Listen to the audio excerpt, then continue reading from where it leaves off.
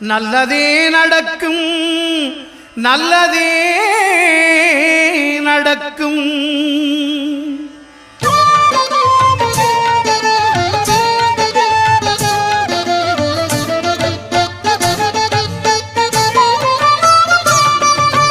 ஒன்பது கோளும் ஒன்றாய் காண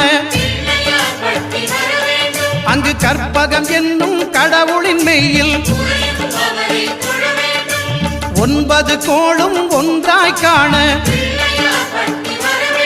அங்கு கற்பகம் என்னும் கடவுளின் மெய்யில் சூரியன் முதலாய் 9 கிரகமும் பலவித குணங்களை கொண்டிருக்கும். எங்கள் கற்பக தருவில் அவை வரும்போது ஒன்றாய் சேர்ந்து பலனளிக்கும்.